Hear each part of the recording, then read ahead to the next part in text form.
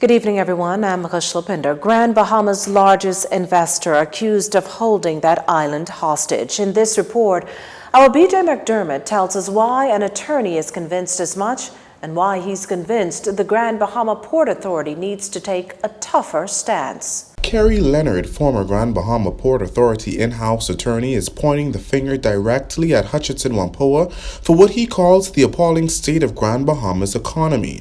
So much that when asked, he agreed that the investor is holding the island hostage and he's not short on reasons. Hutchinson has separated each thing. They have a hotels division and a land division and a port division.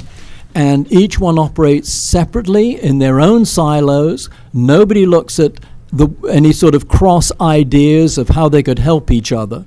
And they've done the same thing to Freeport and just isolated each one of those groups. And that is exactly why the economy has gone downhill. So Hutchinson has been holding the economy of Grand Bahama hostage? I would say so. Now, Hutchinson is a big player in Grand Bahama. After all, it owns 50% of the island's airport, 50% of the harbor and the container port as well. But as far as Mr. Leonard sees it, its huge stake certainly does not make it a good investor. Not pro-Chinese investment at all when I see how they've behaved in just about everything they've invested in this country, because it has not been for the benefit of Bahamians. Now here's what Mr. Leonard proposes in the case of Hutchinson, Grand Bahama's harbor and airport. I would take both of them. I would do a compulsory acquisition of them and I would buy Hutchinson out. They can keep their container port if they want to. That's something that they run all the time anyway. But otherwise, I would take the harbor and the airport from them. And there's a precedent for the government doing a compulsory acquisition of a privately owned airport. Let us not forget that South Eleuthera Properties used to own Rock Sound Airport. And the government, I can't remember, 93, 94, something like that, did a compulsory acquisition of the airport. The laws all set out because South Eleuthera Properties took the government to court to make sure that they got reasonable compensation. Mr. Leonard was a guest on Love 97's daily talk show Issues of the Day. Reporting for JCN News, I'm Berthany McDermott. Meantime, Tourism Minister Dionisio de Aguilar anticipates reaching an agreement on VSAPs for 91 Grand Lucayan managers within weeks. What they have so far agreed on is to keep mum on those negotiations. Now, just this past Friday, the minister headed into a meeting with an optimistic Bahamas Hotel Managerial Union president, Obi Ferguson. Coming out of it, Mr. de Aguilar branded the meetup productive. Mr. Ferguson told us negotiations are progressing. The managers are looking to secure some $5 million, but Lucayan Renewal Holding Chairman Michael Scott is adamant that the board will not go over $3.2 million. Now, much ado has been made about the fact that the government has, at this point, only signed a letter of intent for the purchase of the Grand Lucayan Resort. Still, Mr. Leonard, who serves as the director of the property, believes Bahamians should be comforted by this. Things that last well, usually you have to build a solid foundation, and it takes a while to build. And as you know, any major project, there are a number of moving parts. You've got to bring them all together, and it takes time. The letter of intent does provide for 90 days, and after that we hope that we can get a contract with a 60-day closing. But he stresses that a lot has to happen within the first 90 days. I think it's safe to say that you have to find operators for one or more of the hotels. On top of that, you have to find airlift to make sure that you're able to fill the hotels.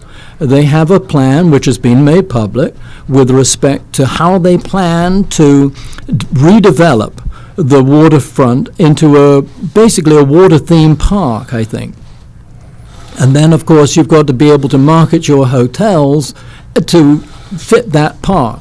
The government purchased the Grand Lucayan Resort last year for $65 million with a $30 million down payment to be made up front. The idea was to get a buyer for the property as soon as possible.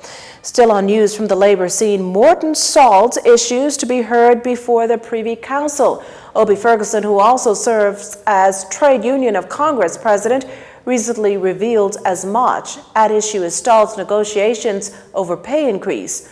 On the table is 1.5% for the first year and another 1.5% for the second year and 1.7% for the third year, which Mr. Ferguson has deemed questionable. I have filed an application to the Court of Appeal seeking leave. The Court of Appeal has given me until the 20th of June to give them a reason why they ought to exercise their discretion to allow me to go to Privy Council. If I am not successful in getting leave from the Court of Appeal, I would go direct to the Privy Council. Permission are in place for it. This is the union has for months held off on striking. The entire agreement creates a difficulty for not only for the workers at Morton Salt, but it has an impact on workers in general where there's a collective agreement.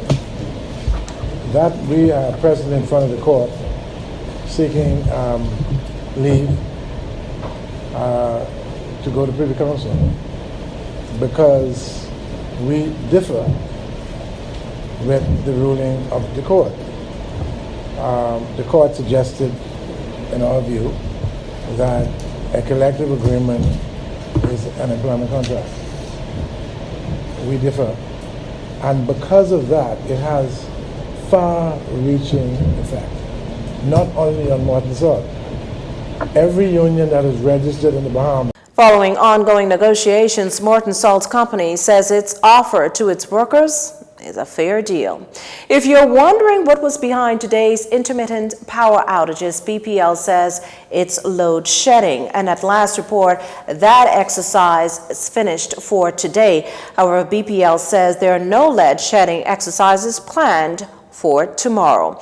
You're watching JCN News. Stay with us. This segment of the news was brought to you by Alive.